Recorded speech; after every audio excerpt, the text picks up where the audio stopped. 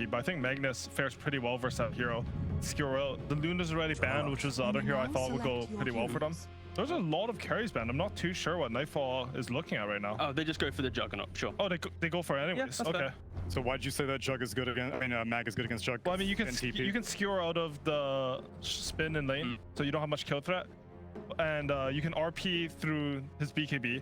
Yeah. On the other hand, though, you can do pretty well in lane on Jug. You just have low BAT and a crit, so you can just hit him a lot. The main thing here. Okay, so it's Viper offlane. Yeah, it's Viper offlane. That's the main thing, right? They picked the Jug because they needed a carry to play into this offlane Viper. They needed a way to sustain through that damage. Healing Ward is very strong, of course, to spin. And Virtus.Pro this time, they're not going to try and play a game where they happily farm for 15-20 minutes and then spend like 8 minutes at Roshan. This is a completely different style where they're going to try to play their laning phase, connect with an early active laner, a strong laning phase of Jug, and then try and take the fight to T1. I'd like to see them bring Winter Wyvern to their safe lane pretty early. Their laning Enchantress, or whoever the second support is. Because I think Viper should be free kills. Any Enchantress creep that gives you anything to cancel TPs, Viper will die to a spin and Arctic Burn. Yeah. Go for it, yeah. I mean, like, this is less off the wall than game number 1 because there's no silencer, and so I'm already more encouraged by VP. But I would say that first phase Lena, it seems very, very specific to this whole Viper thing. Yeah. I don't really know. The main thing is T1 didn't change their style coming into the second game. They're keeping the same kind of philosophy. But it's got a little bit more, you know, hit, punch, a little bit more fight. There we go, and then they try and take it to their opponent. Let's see if it works out. Let's pass it over to casters, Suns fan, and hostage situation. Teams are starting to adjust a bit. You have Viper Strike for it, along with Nether Toxin. You have the burst damage from Lion as well. So, of course, you can skewer the very stationary targets. So teams are really ready for this Wyvern. Do you think it's still strong enough to pick? Because last game, I mean, a couple scenarios where the Cold Embrace is just ridiculous. This is just a hero that if you don't have the tools that deal damage through the heal, it's like you pretty much win the game off of that. Yeah. So do you think they have enough tools this time around? Lion with the finger possibly. Viper is okay-ish, nothing spectacular. I'd guess my top 3 would be Invoker, Spirit Vessel. Okay. A lot of damage coming out from him. Either that, maybe Timbersaw. Okay. Timbersaw is the top 1 for me. And then I think Sanking is a damn good one. Oh, all right. Can we get all 3 of those in the same lineup one of these days? That'd be great. Terrific.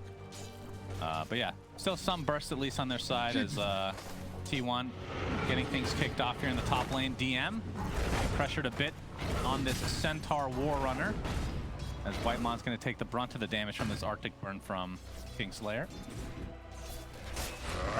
Let's talk about this mid lane. This is always the most interesting lane in general. It's going to be GPK on the Lina versus Karl's Magnus, as the LSA is actually going to miss here. There you go. Karl doing a much better job than I expected. Like, first couple of waves might be a bit rough with the Magnus. Playing into Lina, so there's always going to be that harassment coming out from the header right, or LSA, you get close, top lane. That is first blood. Down goes DM. So T1 off to a good start in this lane. Of course, they have the double stun potential here with the Wraith King and the Lion. Overall, pretty strong lane in general. And we actually saw, I forget who it was that maxed out Fire Blast. And there was one game, and I don't also remember which one was it, but this was like a fighting Wraith King. I believe there was reason why, because they had agility hero on a mid lane that also scaled, so you just wanted to be able to buy a bit more time, fight early on with the team. This time around, no shenanigans. Vampiric Spirit, 2 points in it, going into Armlet, which I really like, because it's a guaranteed crit off your Armlet with Mortal Strike. Yeah, that's true. And I mean, we've been seeing basically the same build, Armlet into Radiance most of the time. Radiance, or Armlet allows you to just fight right away, and then Radiance kind of secures the game in a lot of these times where you just snowball as the Wraith King. Against Alliance, he decided to go for a different item build, just Armlet into Blink Dagger, because they needed to execute the combo better. They had the Grimstrokes, a double stun, double doom. Made a lot of sense in just being able to jump the backlines. And we have Mr. Juggernaut himself, Nightfall. This is not a hero we get to see that often anymore, despite most people saying he's still good. But why don't we see this hero more often? There's so many BKB piercing abilities, and since Viper gained a lot of popularity, it's just, I'm not gonna say unplayable, but it's really tough. There's always gonna be a threat to killing your own teammates, heal, you can't use Omni Slash on top of it, and it feels like Juggernaut just needs a steroid at the moment, needs to be paired up with the Magnus, which is something that Alliance did very effectively in one of their games. Lina, 19 against 17 on the mid lane. GPK putting a ton of pressure on Mag. Yeah, Carl has to skewer out.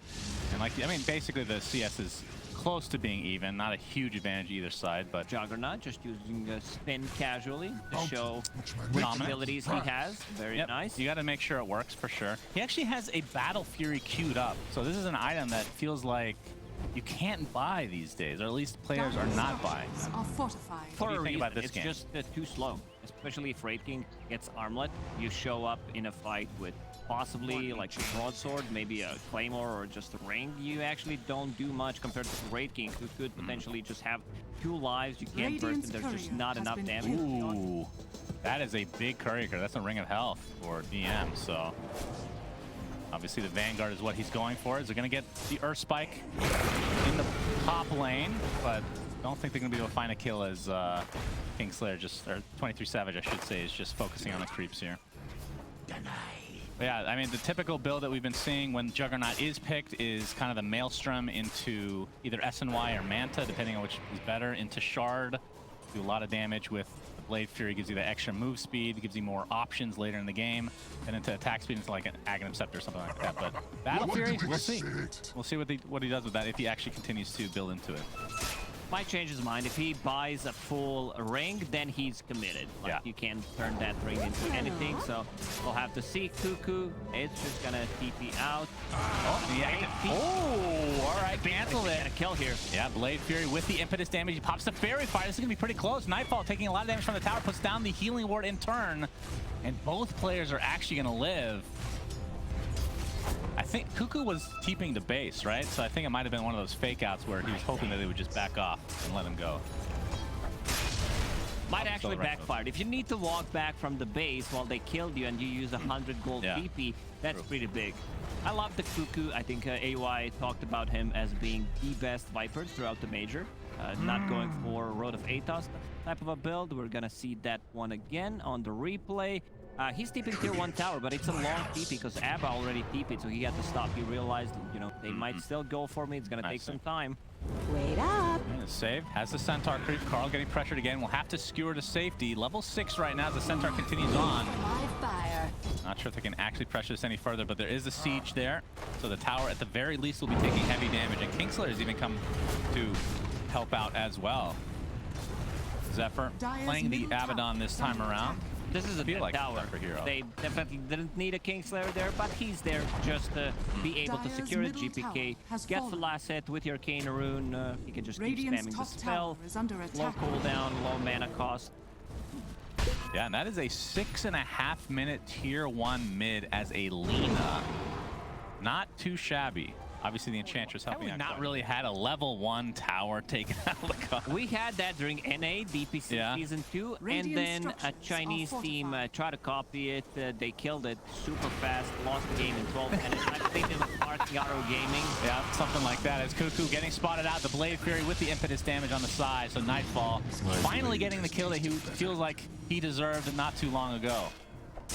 And he is doing okay. I mean, 2,700 net worth versus the 3,600. Basically 1,000 net worth difference here between him and 23 Savage. 23 Savage kind of reminds me of Hector when he was playing TI9. Like, he was super efficient with the farming. That's how efficient 23 Savage is this particular tournament, Season 2 and Major. Yeah, we hear the Stampede, so it looks like it's just for the retreat here for DM. As Cuckoo's still not level 6 yet, so you can see that there is a 1K net worth lead for VP, which is kind of crazy considering the lead that 23 Savage has. Dire's top tower is and there's no like gold amplifiers. Really, I mean, he's farming pretty fast, obviously, but there's no Doom. Obviously, no Alchemist because he's not picked anymore. Great hero, by the way. Hope that we get to see that in this finals. Yeah, can't wait until someone like if there's gonna be Game 5, one team is just, you know what? We're bringing that Alchemist. We've even seen in the first game, silencer. That's Hero right. That was not picked at all during the main. And I think we saw why. As the Centaur Stomp will be there. Hook Stomp's going to be canceled, but Laguna Blade finishes off Dire's Cuckoo. top tower is under Now attack. Whitemon trying to juke his way around the trees. They did get some vision. LSA's not going to connect, though. Nightfall in the vicinity. Nice Earth Spike there. He actually pops a Fairy Fire as well, because the impetus wasn't quite enough damage, but... Can he juke this? No, there's... I don't think so. Let's make a bet. There's a way. Wait Oh, wait. a minute. Wait a second. Spin. Radiant's courier Yeah, has he been fine. I mean, a lot of space created. That took an extra Radiant's 20 bottom seconds. tower is under attack. Still not enough. I was going to Dire's bet something top on tower Jenkins' is under behalf, but I attack. chose not to because he's had a rough time so far because he did He just really duel did. him. He had to work Top through tower this is whole falling. event with us, so we gotta take it easy on him. Problem is, DM, I don't think he's Radiant's killable middle at the tower moment. is Just under attack. sitting with the Vanguard, the Magic Stick. We even see Kingslayer using the heal. Bringing him back to full HP. They need to have a finger, which is Radiant's not gonna be middle online for tower is quite some under time. Lion, only level 4 at the moment. Yeah, and he's going to have to walk. Dire's top tower is under attack. Whitemon level 4. Radiant's He middle has that tower smoke is available under to use attack. whenever he wants. 2-1-1 build right now. Is Zephyr playing the Abaddon? I know he's played this before, but it doesn't feel like a Zephyr hero. There was one game during the major when Dire's he played bottom ABBA tower position is under 4. attack. I believe he managed to get a mech, even a solar crest, just tank it up. But this time Cuckoo. around, Lion will need to be like the playmaking 4. Cuckoo will drop one more time. He gets the Viper Strike out, but knowing he was dead anyway, GPK just getting a heal, so most of that damage will be mitigated in the end. Big timing for them is going to be a Blink Dagger on Magnus, because right now they don't have any way to start the fight. And also Armlet on Raid King, which just got finished. Bring up the Ancient Camp, which usually you can't do with Raid King unless you have Empower, which just ran off. Some assist Whitemon. from Carl. Gets slowed from the enchant, gets the Earth Spike off as the rotation from Cuckoo's here, but yeah, they just don't have anything to be able to kill Nightfall, at least not yet. Talked about the RP potential that will go through the Blade Fury, and I mean, other than that, they don't really have anything to stop that spin TP, worst case scenario for them. But yeah, Blink Daggers will be huge. We can talk about the other Blink Dagger, of course, from DM. He is about 800 away from finishing that, so... And the fact that Carl's actually going for Blink before Echo Saber, what are your thoughts on that? Do you like that this game around? Because a lot of times we do see the Echo Saber first to allow you to just amplify your farm a little bit more. In this game, I think he understands that his job is like not to carry the game. Raid King will be in charge of that, and also Cuckoo's itemization. He goes for a different one. It's not Rod of Aethos anymore. It's Dragon Scale into BKB, into Scotty, something that he's done. So having an initiator, they understand that they need to fight right now. So when they get a Blink Dagger on Mag, they will smoke and try to go for a kill. Whitemon, he's also level 6, so a lot of burst potential. Where is the smoke? There is one online right now, so... Yep, now that he has his level 6, they can definitely burst somebody down. His save is actually in the area, but the Centaur creep is going to be spotting out T1. And it looks like they should be able to take him out. Deny, not going to do that. Denying the ward is there for Whitemon, Radiant's so bottom tower going to be is any under better trade attack. there. But the tier 1 now taking some action as DM trying to defend. He has the 4 levels of return. Retaliate. God, the fact that they changed that makes me so sad. They Actually. changed that ability so many times. Yeah. See it at face, and there's the smoke that I mentioned. Time to grab a kill. Haste on Magnus is available. So could potentially just skewer people back instead of initiating with the RP. Yep, And Virtus.Pro, they know something's cooking. They're hiding inside the trees. They did not see Magnus for quite some time, so they probably know Feels like like RP is available. Feels like both teams always know what the other is doing. Because they're so good. Like, Yeah. there's a reason why these two teams are... Radiant's middle Carl! Now, The instant Yule Spectre. LSA's not going to be but the curse is instead. A lot of damage being applied to Whitemon. Trying to get healed, but there's the blue Fury to come through. And there's going to be 2 easy kills, even with the RP after the fact. Completely wasted. Carl still ends up dying, and now the impetus damage from Zephyr. He should be able to shake it off with the borrowed time, which he has not skilled yet. Still has that point available. Nicely done there by GPK. He uses your sector straight away when he blinks in, set things up for LSA. Centaur also jumps in. That's Blink Dagger on a Centaur, I believe. And he can disassemble. I don't think there's a reason to like have a Vanguard. You can disassemble it and get the hood instead, because there's much more magic damage rather than the right clicks. You're not scared of those skeletons? Oh, yeah. Especially if he gets the shard. Oh, The that's extra true, 3 yeah. skellies. Yeah, this Yule's was instantaneous. That's like a bot. That is... I don't know how people do this, man. Mouse. I believe that was Their mouse is just that good. DM gets the double hook stop there. Oh! Yeah, with the Finger of Death is enough damage to take him out in the end, so T1 able to get a return kill here.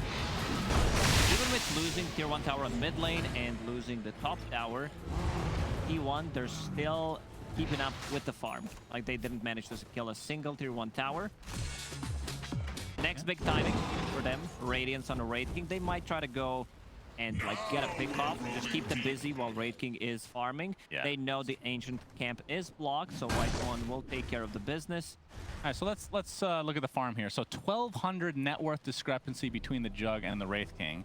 And like you said, Wraith King about 1,000 away from finishing the Sacred Relic portion of the Radiance. But on the other side, Nightfall did get his Battle Fury, so his farm should amplify, and we'll see if he's able to catch up Wait, when you get to like mid to late game, how do you look at this matchup between these two carries? Do you favor one or the other? Take out Wyvern, I'm still siding with the Magnus and Raid King. Radiance miss chance, you don't care too much about the Omni Slash, definitely not the target that you would want to use it on. You also don't have the burst potential against Abba. Maybe Lina level 2 ulti, but not that easy to execute. I've seen a lot of different approaches when it comes to Abba versus Lion. Sometimes teams prioritize the big Abba into Lion, sometimes the other way around. Just burst him before he can get any spells off. Radiant's bottom tower is under White Mon. attack. We've seen him before play this line where he gets super fast blinks, but I don't think that's happening this game. Not this game, because there needs to be a lot of warding happening, sitting at the only 1,700 net worth at the moment. Issue is Baron, he doesn't farm. Like, he doesn't have ways of pushing the waves, doesn't have any ability, so you just have to use Product Shield, get a couple of right clicks going. Good thing is they have a good scaling lineup, and the randomization that we talked about, Cuckoo going for that Dragon Lance into BKB, just tanking up, and I believe his next item is going to be Scotty, because neither Magnus nor Raking loves to buy it. Yeah, and that's kind of the reason I brought up the fact that Zephyr is playing the Abaddon. It just doesn't feel like his hero because you're not getting farm in this hero ever. Like, you're basically, your entire job is just to sit behind somebody and get the Aphotic Shield off if they get gone on. But we'll see how it works out for them. I mean, right now they are behind in terms of net worth, despite having the top net hero in the game right now. I think a lot of that has to do with the fact that the supports are just not the farming type supports overall. Yeah, because Raid King done a lot of stacks so far with that Empower, getting very close to Radiance. And this is where they're going to be try to make stuff happen. And you also want to have level 2 ulti, that's big timing, so a ton of damage coming out just from him. Top tower is under attack. Yeah, and for Nightfall side, we talked about the typical build with the Battle Fury, as we're going to see Cuckoo able to do a lot of damage. The Stampede's not going to be enough to save, as we're going to have the initiation now onto the Wraith King. Has enough space been created, though. 23 Savage is more than fine. Now the heals come out again. Not the best execution on the top, because you want to, like, Abba was the second TP, instead it should have been one of the Spike. Oh, Finger of Death. Kingslayer is donezo. Hookstomp's going to be there. A little mana drain action going on, but DM will just walk this off. And the fact that you brought up the fact that DM could take this apart, but he's actually going to keep the Vanguard, it looks like. So we're just going for both Hood, Vanguard. Of course, the usually it's the other way around. You get the Vanguard plus Hood into Blink Dagger, because this Blink Dagger didn't set up any kills pretty much. Yeah, true. Radiant's middle tower. Now that the Radiance is online for 23 Savage, we'll see them get much more aggressive as a result. And from Carl's side, we've seen a couple initiations here with his Blink Dagger. Of course, the one RP that we saw was sadly from their perspective, wasted. But we'll be going for the Echo Saber, still not there yet, as we see the impact move, Finger of Death play here. Is the big crit into the White Mon crit, if you want to call it that. He also used the Hex immediately. My man is really quick with the fingers. Yeah. Probably using quick cast. Dire are You scanning. would think so. You almost hope so because it's almost inhuman.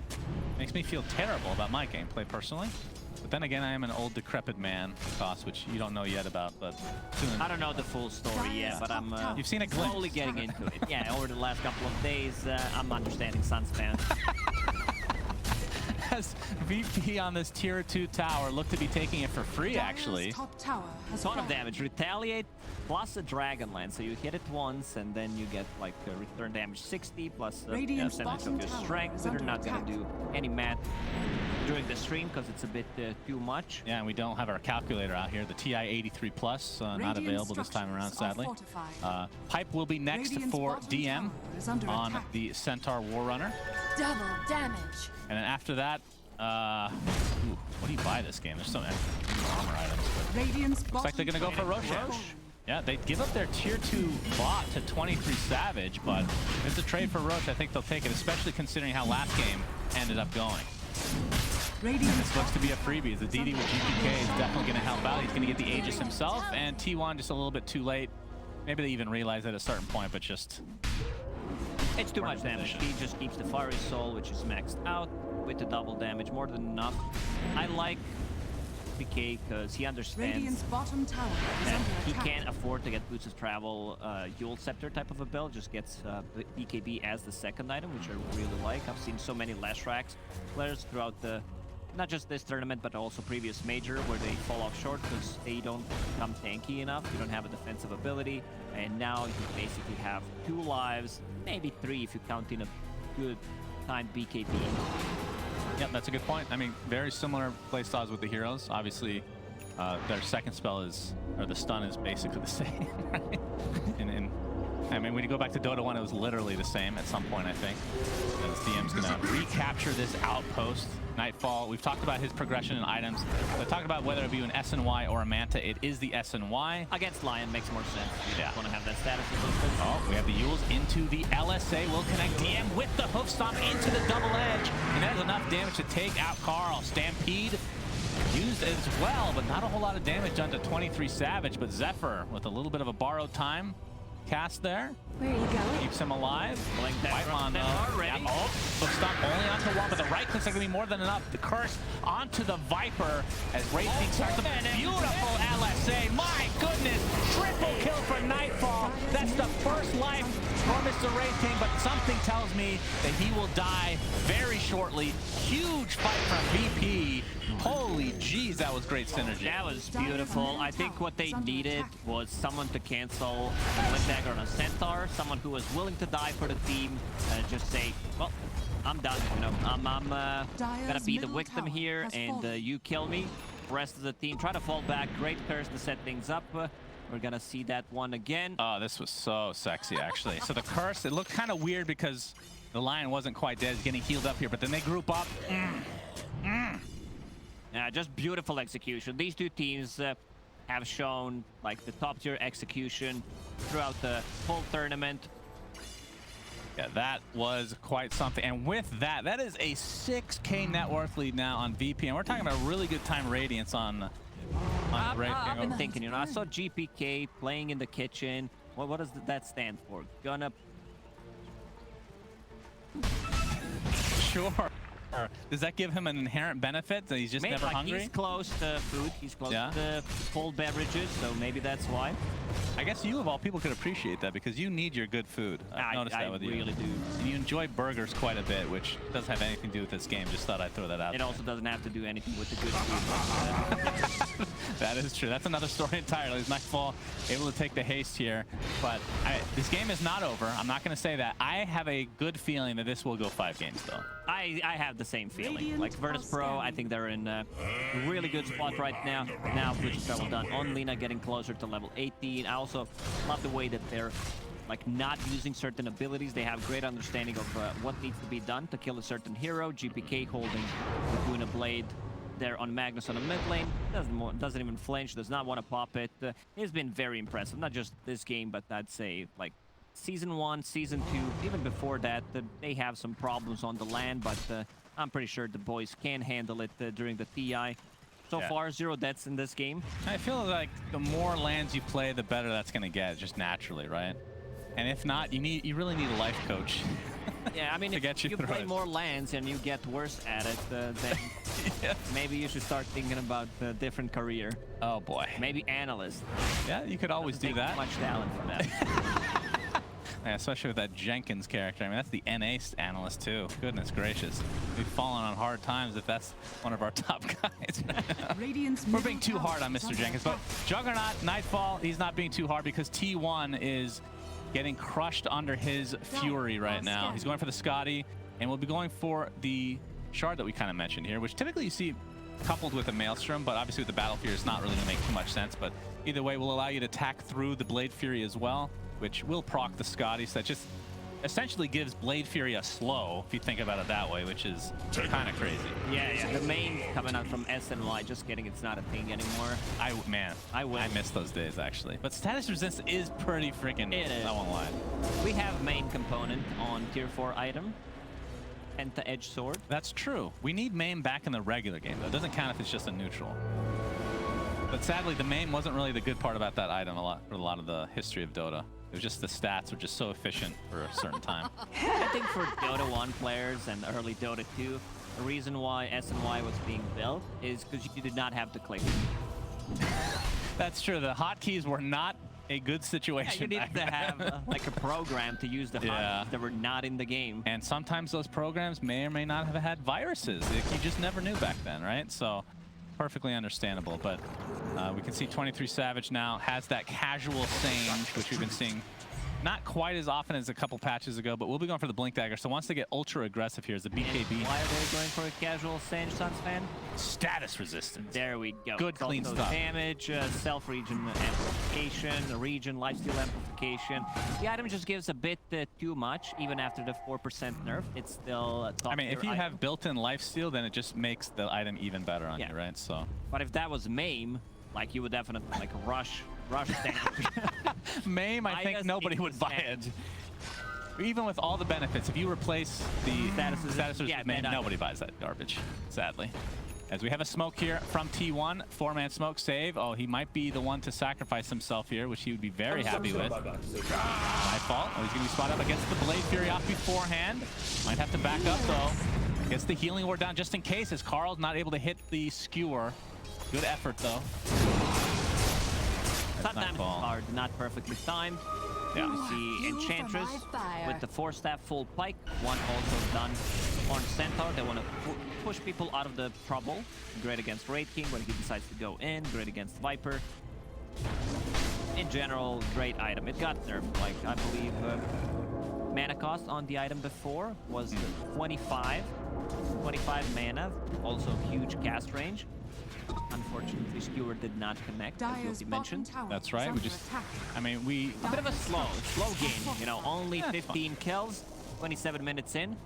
Yeah, which is, I mean, the games between these two teams kind of start out slow a lot of time, and then the Roche area is where it gets amplified, which I know that's kind of the case for a lot of teams, but these two in particular, it feels like they really have a focus for that. But this time around, VP were able to sneak it, essentially, with the double damage on the Lina, and this, I guess it's the biggest reason why they've had this big advantage now.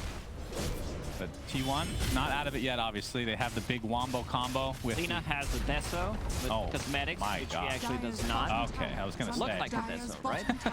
I guess so. If it looks like a Deso, it's a Deso. Probably is. True. Radiant's top tower is under attack. CGPK, like you said, no Deso. You debated me, but does have Shiva's comings very soon. Only a couple hundred gold from finishing that. Oh. Going to be pretty good against the lifesteal of Raid King as well, as providing a slow for all the melee heroes. Money to burn. And Juggernaut is the one with the quote-unquote Deso, if you want to call that, with the Orb of Destruction. Yeah, Deso, Orb of Destruction. Ooh, Paladin Sword. Okay, we talked about the regen amplification on Wraith King. Now, with the Sage on top of this item, very nice. That's one of those top tier. Exactly. I thought this item was going to get nerfed in the previous patch. It actually got a buff. Yeah, I got the spell, or the spell lifesteal, right? Yes.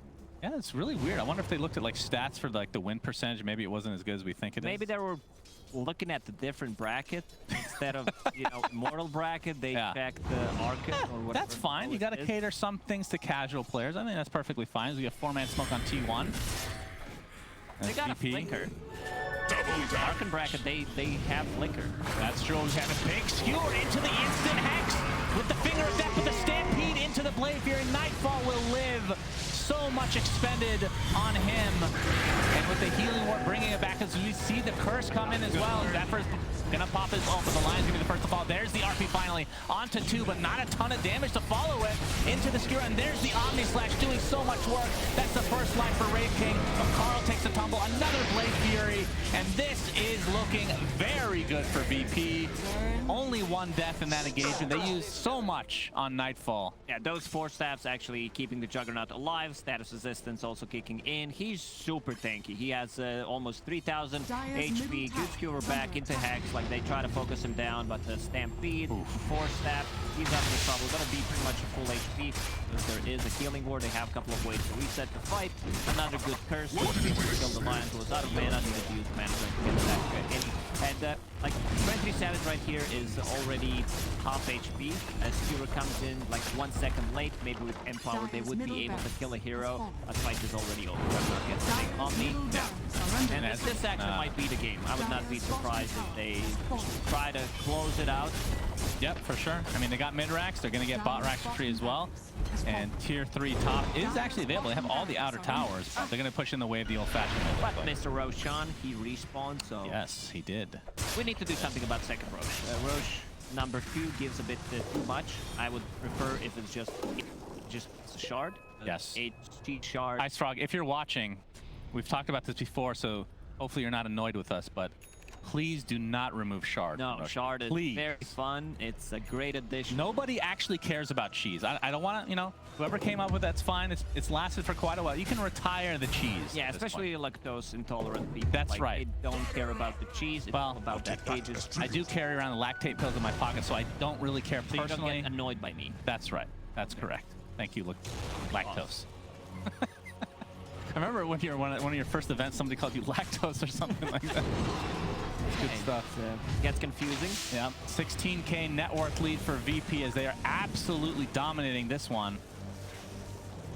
And what do you think the biggest thing here was from VP's side? Like, was it just the timing worked out really well for them? Was it really just that first Roche? It's not the greatest Roche. Picking lineup, maybe you can take Alpha Wolf with the Enchantress. You have survivability with the Juggernaut's healing ward plus a heal, but that double damage made a hell of a lot of a difference. It would have not been taken down so quickly, and one might have enough chance to respond to it. It gave like 5 minutes to Virtus.Pro to be able to play aggressive around the map. GPK still sitting on 0 deaths because of it. As we see 23 Savage now in the bot lane.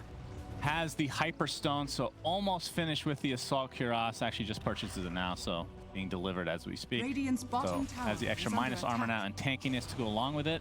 But from T1's perspective, as we do see the second Roche fall, so 5-minute Aegis on GPK, and Shard went to Mr. Winter Wyvern. Very cool. So that is the cooldown of the Cold's Embrace, and Splinter Blast goes off once the field is done. It's actually a huge AoE.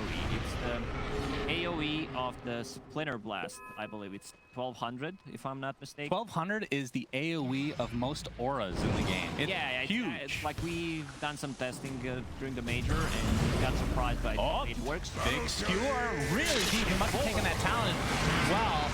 All right, he's just gonna Blade Fury out, so you just don't have the damage to go with it. That has the 425 skewer range. I mean, you do have to kind of be careful here. You can't quite reach the fountain. One skewer into Hex into Finger should be enough, like plus a couple of right clicks from Wraith King to be able to kill anyone. Juggernaut might be a bit too tanky with that status resist. Yeah. It's all about that status resist. He is going for the butterfly now. And I mean, okay, let's talk about T1's chances here. Obviously quite slim. 18K net worth of 32 minutes is pretty monumental, but seen comebacks before. We've seen, especially from T1. This is the team that knows how to make a comeback into the game when they're 10K gold behind. Maybe this is a bit too much, but we'll see the execution. Like they need that big skewer into tier 4s, into Hex type of a play. Otherwise, they will just spin slowly. Siege tier 3 tower already at half HP. And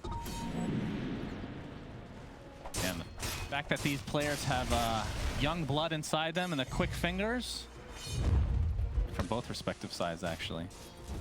See if they can actually. I mean, the problem is the Blade Fury, right? If you can just get that off, you're probably going to live because that shard just gives you that extra move speed as well. Just create the extra distance needed. Just gonna clean up this range Rax as oh, he did end up going Desolator. We can't tell the difference with his auto attack. I'll tell you that much. He did not have this when I mentioned it. No, right? he didn't. He did not.